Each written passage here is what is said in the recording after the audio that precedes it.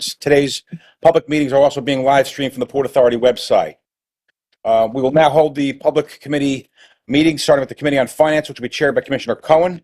That'll be followed by a meeting on the Committee of Capital Planning, Execution, and Asset, which will be chaired by the Vice Chair. We will conclude the public portion of today's meeting with a public board meeting. Commissioner Cohen. Thank you very much, Mr. Chairman. Today's meeting of the Committee on Finance is being held in public session in its entirety. Would the Secretary advise us of the composition of the Committee on Finance and whether there are any commissioner recusals on matters at today's meeting? Thank you. The Committee on Finance is composed of Commissioner Cohen, the committee chair, Commissioner McCabe, the committee vice chair, and Commissioners Kelly, LaBarbera, and Richardson. All committee members are present. In addition to the committee members, Chairman O'Toole, Vice Chairman Linford, and Commissioners Bolwage, Eve, Fisher, and Helmy are also present. There are no recusals required. I see that the ever-ready Libby McCarthy, our Chief Financial Officer, has already assumed the podium and will now present our financial performance results for the first 9 months of 2023. Thank you, Libby.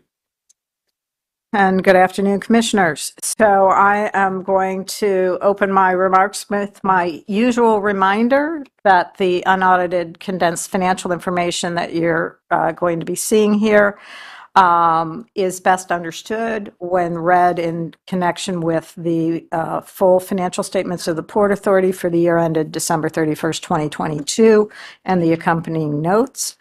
That's available on our website. Any information provided herein that has forward-looking information from with respect to the impacts of COVID-19 is in fact forward-looking. It's our current assessment based on the information we had at the time it was compiled, and as facts and circumstances change over time, that may no longer be correct. Also, the information that we're presenting here was presented in accordance with the Port Authority's bonds resolution, which is the basis of reporting for our budget. So we're presenting it so that you have a picture of this versus our budget as well. Overall, our financial results for the first 9 months of this year were very strong. We had net operating revenues, which really drives the amount of money we have to invest in our capital plan, of just a little over $2 billion. That's an increase of $149 million, or 8% when compared to 2022. That's reflective of a number of things on the revenue side, which I'll get into in a moment. And then when you come down to the level of net revenues available for debt service, again, very strong performance. Those were $550 million, or $2.7 billion, or $550 million above the levels in 2022. Results for this year do include some non-cash adjustments to our pension liability and expense as well. First, let me focus on how we've been doing from an activity perspective.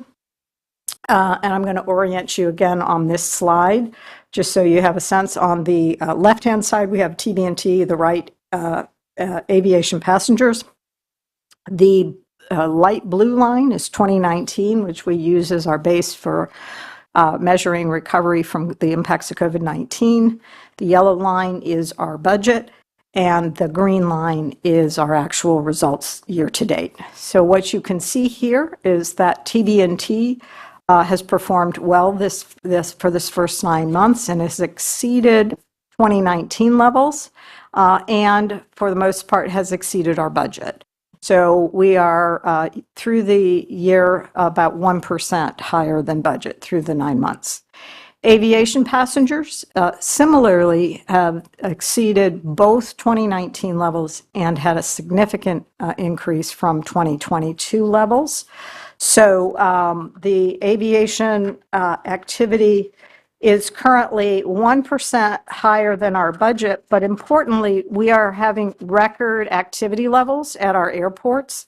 And so we have, versus 2022, a 15% increase, and versus 2019, a 2% increase. So those are, 2019 was a record prior to COVID, and so we are recovering very strongly at the airports. One lag that we still have, and what we're seeing as an impact of COVID, is the international traffic, passenger activity levels have not recovered quite to the same levels as prior to COVID. And so that is still impacting us a bit as we look at our results. Moving on to PATH and ports, slightly different story here. Port activity is on the right here. The results here are strong. They're higher than 2019 levels, but they are lower than 2022, which, if you recall, 21 and 22 had just record-breaking volumes as a result of the shift in the economy toward goods during COVID and more away from services. We've sort of normalized back. Port activity remains quite strong. We still are maintaining our position as the number 2 port. PATH activity is continuing its trends of a slower recovery from COVID-19. So you can see it is well below the 2019 levels, about 40% below 2019 levels. But it is from year to year, 20% higher than 2022. But just didn't recover quite as much as we had built into the budget. So it's about 7% below the budget. So we still expect that PATH will be on a slow recovery trajectory. So what does this translate to in terms of gross operating revenues? You can see here that we had gross operating revenues in the period of almost $4.9 billion. That's 11% higher than 2022. And that's driven by 2 things. It's by that higher activity level at all of the facilities, as well as the scheduled toll increase, the inflation-based toll increase that went into effect January 1st of this year. When we look at the comparison of gross operating revenues to budget, we also had very strong performance. We were 2% higher than budget, driven by the higher than planned activity at the airports and bridges and tunnels. Moving to operating expenses, you can see here that our operating expenses have trended up versus 2022 by 13%, and that's a result of, again, keeping track with our operating expenses with the increased volume as our activity volume has recovered from COVID. And then if you exclude the impacts of these one-time adjustments that I talked about, non-cash adjustments to our pension expense, operating expenses were actually slightly above budget, 1% higher than budget, which is worse. But that was a result of continued investment into our assets. And as you can see, on a net revenue basis, we're still very strong.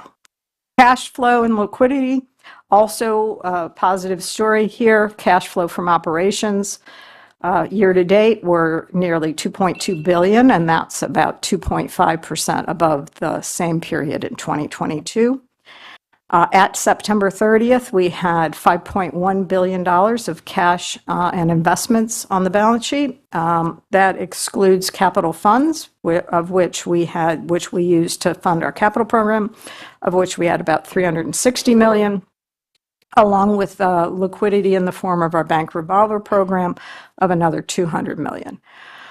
From a days cash on hand perspective, we had 243 days of cash on hand, which is a good, strong place to be. And then finally, with respect to our bonds and obligations, we are, this chart would say that the bonds and obligations are up year over year, but that's partially due to a timing issue. We issued bonds in September that for the purpose of refunding bonds in December. And so we have right now both sets of bonds on the books.